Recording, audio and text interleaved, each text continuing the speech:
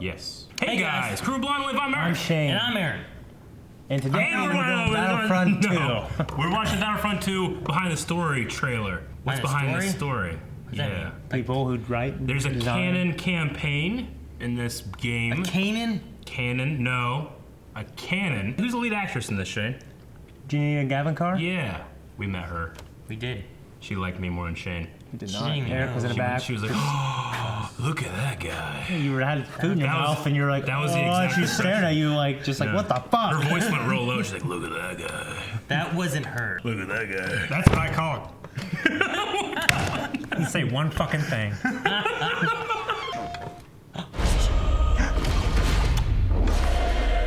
Damn, it was good. We're gonna get excited. I've always been a fan of the dark side.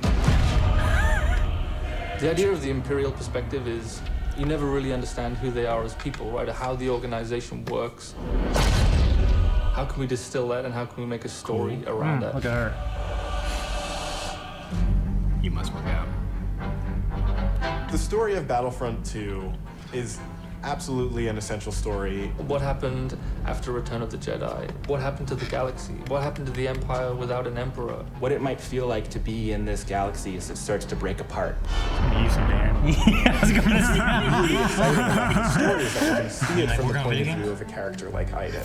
So we're going to see it from this Imperial point of view. Inferno Squad is a black ops team that most people don't even know exist. We weren't expecting special forces. We happen to be on Endor when the second Death Star explodes. Iden is presented with an extreme challenge. The destruction of the Death Star 2 and the death of the Emperor. What sort of choices would somebody in that situation have to make about who they are and what the galaxy was going to become? And it's interesting, does that mean, now that the Empire's fallen, that they're the underdogs? Iden is a tried and true Imperial. She's somebody who grew up on a planet called Vardos. She was very quickly put into a military camp for children. She has spent her whole life building up to this moment to be commander of Inferno Squad. Moff Raiders informed the Admiral that Operation Cinder could proceed as planned.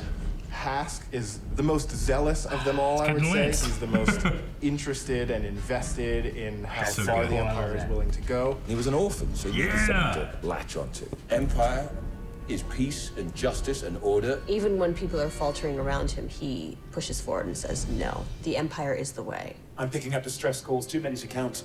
Del has seen more of the galaxy than most people in the Empire. He actually grew up on Coruscant during the time of the Jedi. He brings a lot of humor. Him and Iden have a bit of a banter, have a bit of a laugh. All right. Family is a really important element in Star Wars, and one of the things that we wanted to make sure we captured is the dynamic between Garrick Versio and his daughter Iden Versio. This is the catalyst for Iden, where she learns the future of the Empire, and she's elevated to a point by her father. Your next assignments, they are unusual. She's my daughter.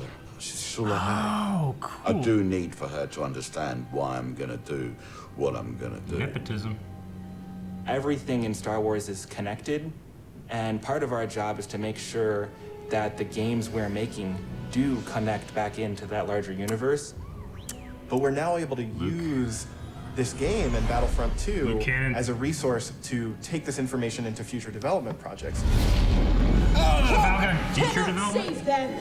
Oh, that'd be so much fun! I think all those gamers out there are gonna just love it. This is the culmination of all the things that are good in the world. Video games, Star Wars, and a team of people that are willing to take the time to do the work. We have to take risks, we have to be bold, we have to push everyone's boundaries and leave a good footprint behind. Sweet.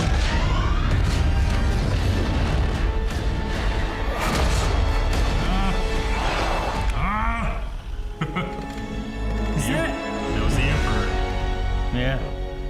It's an Emperor droid, pretty much. Yeah.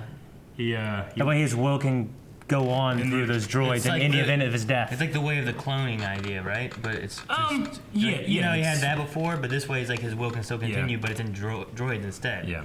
And It's the like, thing, and the thing is, also like a lot of people don't know he's dead. Like some people are denying it, and they're telling their underlings. Like some commanders are saying he's not dead; it's a rumor. yeah. So that's Yeah, cool. it's an interesting story idea, and I'm pretty sure we've heard Sam Witwer voicing Palpatine in earlier trailers for this too. So it'd be cool to see him come Yeah, back. but I thought before it was more of a voiceover, just of like maybe something he said before Yeah. or whatever like that. Not that maybe he Yeah. was currently in it. Yeah, we had So that's speculated those red droids being like some kind of like messaging service. Well, you saw one standing behind the admiral there Yeah. a little bit Yeah. ago, Yeah. so that's interesting. Yep.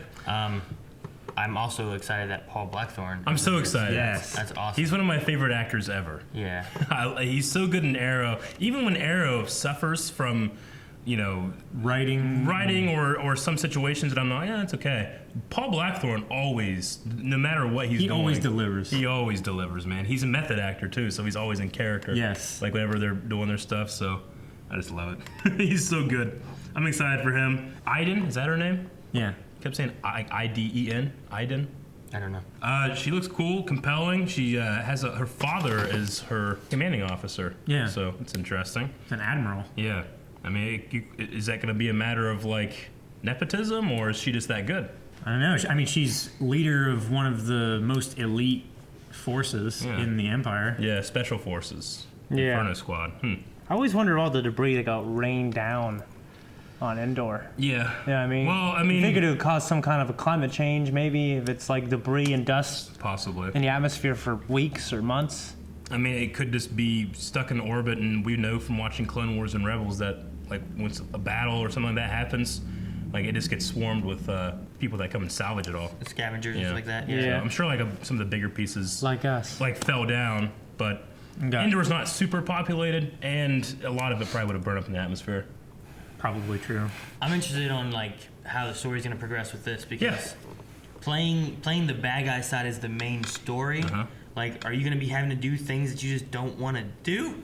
You know? I don't know. Gonna have to be Episode going 3, through- they're a hero on both sides. Yeah, but am I going to be going through killing off rebels and that kind of stuff? I'm like, I don't want to do this. Yeah. But then, like, is it stay that way until we get more towards like the New Order kind of stuff, or will it change up and will she switch sides maybe, Yeah. or The First Order. Is it going to yeah, be First like? Order? That's what I Is meant. it going to be like no Russian for the first half of the game, and then Yeah, kind of. Yeah. Well, I kind of always, I don't know, for some reason, the way that they're colored with the red blood stripes on their suits, that reminds me of a lot of First Order looks. Like the ties from the First Order had the red blood stripes. So I was wondering, like, Yeah. did these guys actually, like, found, or maybe Maybe they the met first Snoke, ones. or, like, they're the ones that helped form the First Order? They're the First Order. That could be cool. First Order, yeah. the primary order? Yeah. So I'm excited because it looks, we haven't really seen her in any of the multiplayer stuff yet. We've only seen her in the canon single player stuff, and Luke's there. So we're gonna get more Luke canon stuff? Yeah. Apparently. That yeah. We'll get a lot of new canon stuff. Did he get his which is lightsaber nice. back? Yeah. So he was able to pick it up whenever he's Dragon Vader or something? Probably put on his belt. I hope so. Because we know he threw it away before the Emperor started shocking him. Yeah. But I hope that's his lightsaber. Or maybe through the Force he found it on the planet as it It fell down. yeah. Like, oh, here it is. It fell protected in a piece of wreckage, Yeah. and he found it. That'd be cool. Okay, it could be it.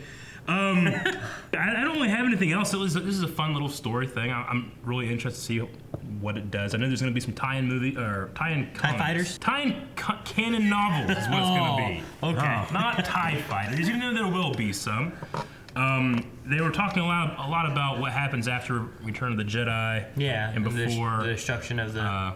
Force Awakens, and you know what? You can find that out just on our channel right now. Kylo Ren: The Awakening. Go check that out. Yes, canon. They had the shots of the Vader pyre. Interesting. Vader Pyre. Pyre. Pyre. Pyre's a cool word. Pyre. It's like pie and fire. Shane, you do it. Thank you for watching Blindway's video, Battlefront 2. We hope to see more awesome stuff on Comic-Con. We'll be on the way looking. And if you really love us, you should check out our Patreon. There's a lot of great things over there that you can check out. Subscribe to our Twitter, all the other good stuff.